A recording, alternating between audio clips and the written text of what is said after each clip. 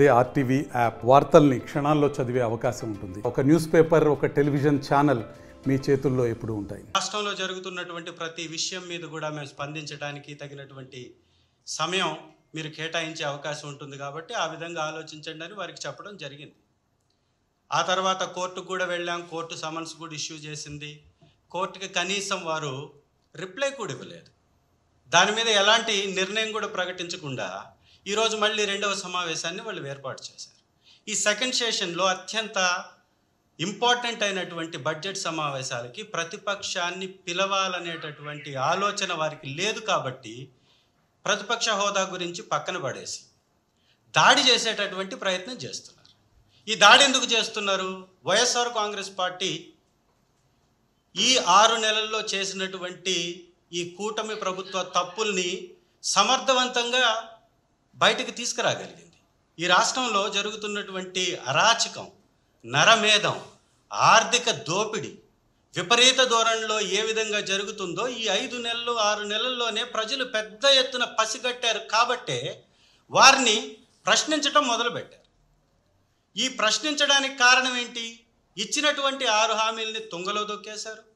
మా ప్రభుత్వంలో చేసినటువంటి మంచి పనిని కూడా తప్పుగా ప్రచారం చేసుకొని గద్దె ఎక్కినటువంటి ఈ చంద్రబాబు నాయుడు గారి కూటమి ప్రభుత్వం ఈ రోజు వరకు ఇచ్చిన హామీల్లో ఒక్కటంటే ఒకటి నెరవేర్చల.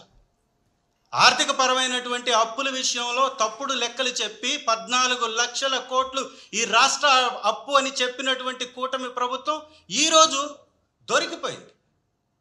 దొంగలు బయటపడ్డారు. ఈ కూటమి ఏ రకంగా ఒక సమర్థవంతంగా అబద్ధాన్ని ఏ విధంగా రెక్కలు కట్టి ఈ రాష్ట్రంపై రుద్దుతుందో ఈ అప్పుల విషయంలో స్పష్టంగా అర్థమైపోయింది. 14 లక్షల కోట్ల అప్పు అన్నటువంటి కూటమి ప్రభుత్వం ఇవాళ బడ్జెట్ సెషన్ కారణంగా అప్పులు ఎంత చూపించిందంటే దానిలో సగం కూడా చూపించడంలో విఫలమైంది. ఇది వాస్తవ పరిస్థితి. మేము అనేక సందర్భాల్లో చెప్పాం. ఈ రాష్ట్రంలో అప్పుల మీద వారు చేస్తున్న తప్పుడు లెక్కలు చాలా స్పష్టంగా గౌరవ ముఖ్యమంత్రి గారు ఆ రోజు చెప్పడం జరిగింది. ఆ తర్వాత కూడా మేము చెప్పడం జరిగింది. కానీ వాళ్ళు ఎప్పుడైతే ఎలక్షన్స్కి వచ్చారో వారికి ఉన్నటువంటి ఆ యొక్క పెయిడ్ ఛానల్స్లో విపరీత ధోరణిలో అప్పుల మీద ప్రచారం చేశారు. ఇప్పుడే ఈరోజే మాజీ ఆర్థిక మంత్రి వర్యులు బుగ్గన సార్ కూడా ప్రెస్ మీట్ పెట్టబోతున్నారు. దానికి సంబంధించినటువంటి పూర్తి డీటెయిల్స్ కూడా వారు మీకు ఇస్తారు. అంటే ఏ రకంగా ఒక తప్పుని, ఒక అబద్ధాన్ని ఏ విధంగా ప్రచారం చేస్తున్నారు, విస్తృతంగా ప్రజల్లోకి తీసుకెళ్తున్నారు. ఇది దీన్ని బట్టే అర్థం అవుతుంది. ఇవాళ మేము అటెండ్ కాకపోవడానికి కొత్త భాష్యాన్ని చెప్తూ వారు ఏ విధమైనటువంటి తప్పుడు ప్రచారాన్నైనా మొదలు పెడతారు. కానీ వాస్తవం ఏంటి? ఈ రాష్ట్రంలో జరుగుతున్నటువంటి తప్పుల్ని ప్రశ్నించేటటువంటి గొంతు ప్రతిపక్ష పార్టీది కాదా? కాకూడదా? 11 సీట్లు వస్తే ప్రతిపక్ష హోదా ఇవ్వకూడదు అనేటటువంటి నియమ నిబంధనలు ఏమైనా ఉన్నాయా? ఉంటే బయట పెట్టండి. ఈ రాష్ట్రంలో ఉన్నటువంటి అన్ని పార్టీలు కలిసి కట్టుగా కూటమి కట్టి జత కట్టి మాపై తప్పుడు ఆరోపణలు చేసి అబద్ధాలు వల్లించి గద్దెనెక్కాయి. ఇవాళ అన్ని పార్టీలు ఒకవైపు ఉన్నాయి. అన్నీ కూడా ప్రభుత్వంలో భాగస్వామిగా ఉన్నాయి. మరి ప్రభుత్వంలో భాగస్వామిగా ఉన్నటువంటి పార్టీలకి ప్రతిపక్ష హోదా రాదు. ఉన్నటువంటి ఏకైక పార్టీ వైఎస్ఆర్ కాంగ్రెస్ పార్టీ. వైఎస్ఆర్ కాంగ్రెస్ పార్టీకి ప్రతిపక్ష హోదా ఎందుకు ఇవ్వకూడదు అనే దానికి సంబంధించి ఒక తప్పుడు విధానంలో విస్తృత ప్రచారం చేస్తూ ఉన్నారు. మేము అడుగుతున్నాం, మీకు ఎందుకంత భయం? మీకు అంతమంది సభ్యులు ఉన్నారు, 11 మందిని ఎదుర్కొనే సత్తా ధైర్యం మీకు లేదా? అంటే మీ తప్పులు బయటపడతాయి కాబట్టి మీరు భయపడుతున్నారా? మీరు చేసే దోపిడీ బయట పడుతుంది కాబట్టి మీరు భయపడుతున్నారా?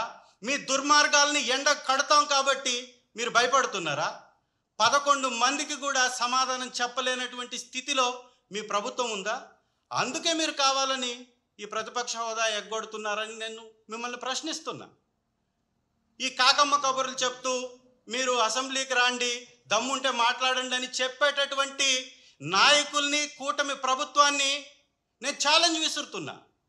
మీరు స్పష్టంగా చెప్పండి, స్పీకర్ గారితో మాట్లాడించండి, మేము మీకు తగినంత సమయాన్ని ఇస్తాము, మీరు రాండి, అటెండ్ అవ్వండి అని స్పీకర్ గారితో ఒక స్టేట్మెంట్ ఇప్పించండి. మేము అడుగుతుంది ప్రజల వైపున నిలబడడానికి తగినంత సమయం తప్ప మాకేమి ఇంకొక రకమైనటువంటి విషయాన్ని మిమ్మల్ని అడగట్లేదు కదా. కాబట్టి సమయం ఇవ్వకుండా ఏ విధంగా ప్రశ్నిస్తాం? 175 ఎమ్మెల్యేల్లో ఒకరిగా మమ్మల్ని చూస్తే మాకొచ్చే సమయం ఈ రాష్ట్రంలో జరుగుతున్నటువంటి దుర్మార్గాల మీద ప్రశ్నించేటటువంటి అవకాశం ఉంటుందా? ఒకసారి ఆలోచించాలి, ప్రజలందరూ కూడా ఆలోచించాలి. కూటమి చేస్తున్నటువంటి ఈ మారణకాండ, రోజుకు ఒక మానభంగం, రోజుకొక హత్య, రోజుకొక ఆర్థిక దోపిడీ, విచ్చలవిడిగా ప్యాకాట క్లబ్బులు, విచ్చలవిడిగా మద్యం షాపులు, విచ్చలవిడిగా బెల్ట్ షాపులు, విచ్చలవిడిగా ఇసుక దోపిడీ, వీటన్నిటి మీద మాట్లాడడానికి సరిపోతుందా? విద్యార్థులకి ఈ రోజు వరకు ఫీజు బకాయిలు రీఎంబర్స్ చేయలేదు. వ్యవసాయ రంగాన్ని ఈ 6 నెలలు అటకెక్కిచ్చేశారు. ఏ వ్యవస్థ నడుస్తుంది? ఏ సంస్థ నడుస్తుంది? ప్రభుత్వంలో ఉన్నటువంటి ప్రతి ఒక్క ఉద్యోగిని వారి యొక్క ఏజెంట్లుగా మార్చేసుకొని దోచుకోవడానికి తప్ప ఇంకేమైనా పనిచేస్తుందా? దాదాపుగా 57,000 కోట్ల రూపాయలు అప్పు చేసినటువంటి ఈ ప్రభుత్వం ఎందుకు అప్పు చేసింది? ఏ ఏ వ్యవస్థలకి, ఏ ఏ సంస్థలకి, ఏ ఏ పథకాలకి ఎంత ఖర్చు పెట్టింది చూపించారా?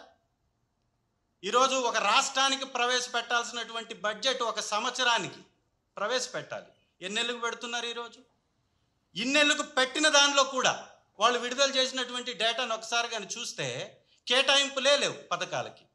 ఇచ్చినటువంటి 6 హామీలకు సంబంధించినటువంటి కేటాయింపులు చాలా స్వల్పంగా, అంటే స్పష్టంగా ఎగ్గొట్టడానికి వీళ్ళు సిద్ధపడ్డారు అనేది కనపడుతుంది.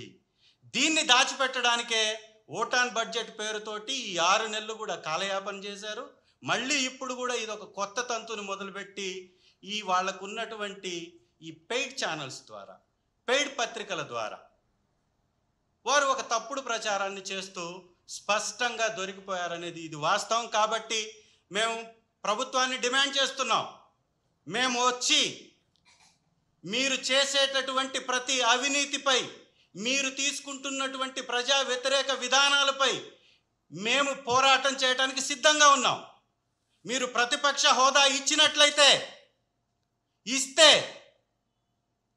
మాజీ ముఖ్యమంత్రి గారు, మా అధ్యక్షులు వారు ఖచ్చితంగా మీతో మీరు చేసే తప్పుల మీద మాట్లాడడానికి అవకాశం దొరుకుతుంది.